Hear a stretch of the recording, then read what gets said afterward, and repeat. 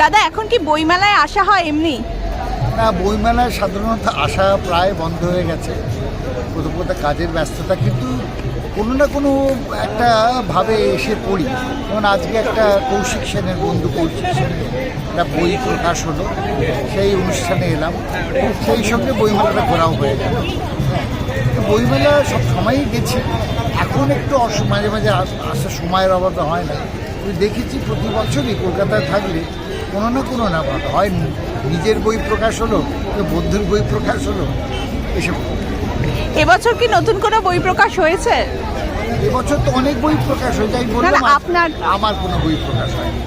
আমার আগের বছর দেশ থেকে বই প্রকাশ হয়েছে। আর ছোটবেলার বইমেলা বলতে কি মনে পড়ে? ছোটবেলায় কি বইমেলা আসা হতো? ছোটবেলায় তো বইমেলা আসতামই নিশ্চয়ই, সেটার একটা অন্য মজা ছিল, সেই সময়ের মজা, কৈশোরের মজা অবশ্যই, এবং তখন ময়দানে হতো, সেটা একটা মজা ছিল। সব মিলিয়ে বইমেলায় তো একটা বড় জায়গা আসার জন্য। প্রিয় লেখক বা লেখিকার মধ্যে এই প্রজন্মের এবং আগের কার নাম আপনার, মানে আপনার প্রিয় লেখক বা লেখিকাকে?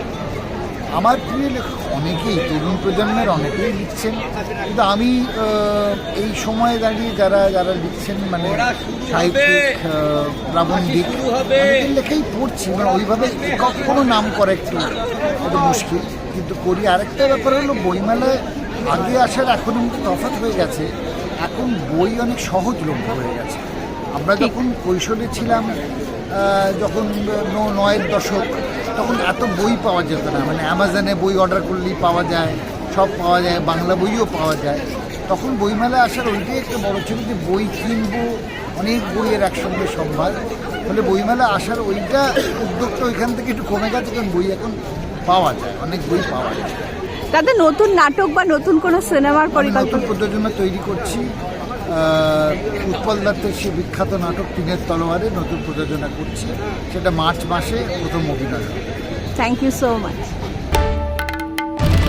বাংলার আওয়াজ, বাঙালির আবেগ, জি 24 ঘন্টা।